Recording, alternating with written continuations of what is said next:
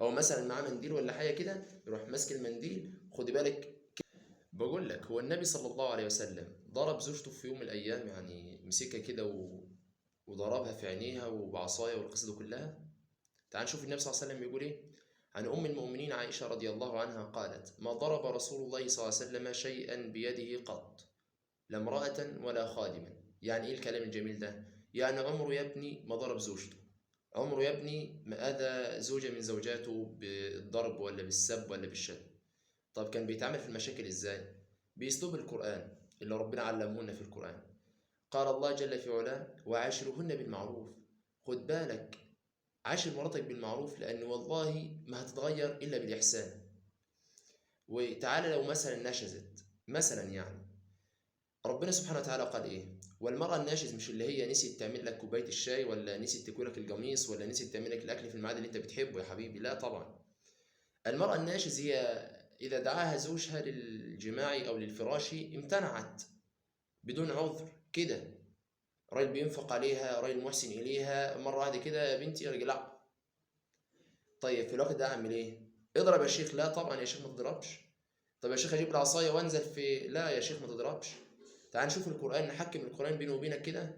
ربنا سبحانه وتعالى يقول: واللاتي تخافون نشوزهن. وقبل ما اقرا الايه تعال نشوف ربنا في الاول قال ايه: وعاشرهن بالمعروف. وعاشرهن بالمعروف. طيب والنبي صلى الله عليه وسلم قال ايه؟ اللهم كما روى ابي هريره رضي الله عنه قال: قال رسول الله صلى الله عليه وسلم: اللهم اني احرج عليكم حق الضعيفين. قبل ما اقول لك الايه خد بالك المرأة دي ضعيفه. خد بالك النبي صلى الله عليه وسلم يضيق عليك حق المرأة. اللهم إني أحرج عليكم حق الضعيفين، اليتيم والمرأة. اليتيم من مات أباه وهو صغيرا، والمرأة لأن المرأة يا حبيب قلبي بطبيعتها ضعيفة. لما تضربها مش أكيد يعني مش هتجيب جدل وتضربك زي ما أنت بتضربها يعني.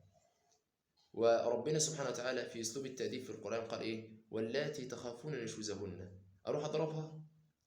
أفضل أضرب فيها لحد ما ور عينيها؟ لا يا عم والله. فعظوهن، قل لها حرام عليك يا بنتي، ده حرام.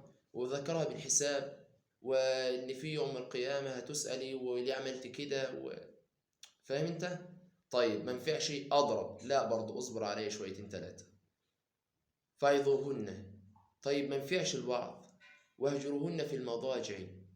يعني خليك راجل، اثبت، امسك نفسك شويتين ثلاثه، بين لها يا عم انك الموضوع بالنسبه لك عادي. بلاش تبقى بريالة يا راجل، بلاش حرام عليك. مش عشان امتنعت مرة ولا حاجة تبقى الدنيا خربانة وتفضل تضرب وتأذيها، لا يا عم والله. انت أدبها بس بالطريقة اللي ربنا علمه لك. فعظوهن واهجروهن في المضاجع. طيب ما ينفعش الوهجر، واضربوهن.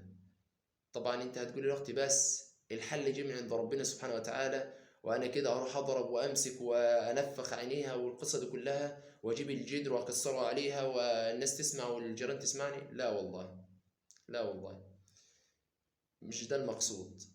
عارف النبي صلى الله عليه وسلم كان بيضرب ازاي؟ هو النبي ما ضربش عامه يعني. هو النبي كان تحس انه بيهزر مع زوجاته يعني، صلى الله عليه وسلم كان جميل صلى الله عليه وسلم. كان النبي صلى الله عليه وسلم لما حد يزعله من زوجته ولا حاجه، فاهم انت، بالسواك يعني، ويعمل لها كده، فاهم انت، اللي هو بوبخها يعني. خدي بالك لو عملت الغلط ده تاني انا هضربك. ده اسلوب النبي صلى الله عليه وسلم. او مثلا معاه منديل ولا حاجه كده، يروح ماسك المنديل، خدي بالك كده اللي انا زعلت في الحته دي، خدي بالك لو عملت حته تاني انا هضربك. ده كان اسلوب النبي صلى الله عليه وسلم. السيدة عائشة رضي الله عنها أم المؤمنين تقول: ما ضرب رسول الله صلى الله عليه وسلم شيئا قط بيده، لا امرأة ولا خادما. ده مين اللي شهد؟ ده حديث صحيح.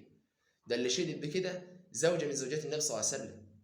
والنبي صلى الله عليه وسلم يقول: خيركم خيركم لأهلي وأنا خيركم لأهلي. ده أنا ما فيش زيي، ده أنا أفضل حد بيعامل زوجاته يعني. أنت ده النبي صلى الله عليه وسلم، فاهم؟ ولما النبي صلى الله عليه وسلم يقول: اللهم إني أحرج عليكم حق الضعيفين، اليتيم والمرأة، بيقول لك خد بالك منها، دي ضعيفة يا ابني حرام عليك، بلاش تأذيها، بلاش تفضل تضرب فيها لحد ما تأذيها في جسدها ولا في أي شيء منها. ثم قال الله جل في علاه: واضربوهن. الضرب يكون للتوبيخ، مثلا بالسواك، بالسبحة في إيدك. ده الأسلوب النبي صلى الله عليه وسلم علمهن. طيب فإن أطعنكم فلا تبغوا عليهن سبيلا إن الله كان عليا كبيرا. تخيل إن النبي صلى الله عليه وسلم، صلى على النبي صلى الله عليه وسلم، النبي صلى الله عليه وسلم كان بيمر في مرة من المرات فرأى أبا مسعود بيضرب غلام، فقال له أبا مسعود، فنظر أبا مسعود مش شايف حد، فقال أبا مسعود، فنظر أبا مسعود فما شافش حد برضه، حتى رأى أبا مسعود أن النبي صلى الله عليه وسلم يضع يده على كتفه ويقول اعلم أبا مسعود أن الله أقدر عليك منك عليه. خد بالك لو أنت شايف نفسك قوي وفيك صحة وبتضربها عشان ملهاش حد، خد بالك ربنا سبحانه وتعالى أقوى عليك منك عليها. خد بالك ربنا قوي. خد بالك ربنا في حق المظلوم قال إيه ربنا سبحانه وتعالى في الحديث القدسي؟ النبي صلى الله عليه وسلم يقول اتقي دعوة المظلوم فإنها تحمل على الغمام، ويقول الله وعزتي وجلالي لأنصرنك ولو بعد حين. خد بالك ممكن تدعى عليك دعوة وهي مظلومة وربنا سبحانه وتعالى يقول وعزتي وجلالي لأنصرنك ولو بعد حين. هنصرك. هتصاب بمرض والله ما هتلاقي إلا هي اللي بتخدمك. هتصاب بمرض في جسمك أو أيا كان نوع المرض ده مش هتلاقيها إلا هي اللي بتخدمك. خد بالك فإن أطعناكم فلا تبغوا عليهن سبيلا إن الله كان عليا كبيرا. وتعال نشوف النبي صلى الله عليه وسلم يا أخي. النبي صلى الله عليه وسلم وهو في فراش الموت يقول استوصوا بالنساء خيرا، استوصوا بالنساء خيرا، استوصوا بالنساء خيرا. وفي حديث آخر يقول النبي صلى الله عليه وسلم وهذا في الصحيح أيضا، يقول النبي صلى الله عليه وسلم يجلد أحدكم. بيستغرب النبي صلى الله عليه وسلم ويتعجب من هؤلاء الناس اللي كل حاجة بالنسبة لهم ضرب ضرب ضرب. يا ابني ده مش واحد في الشارع بتدق فيه ولا أنت داخل حرب، دي امرأة ضعيفة وفي الأول وفي الآخر دي زوجتك أم عيالك.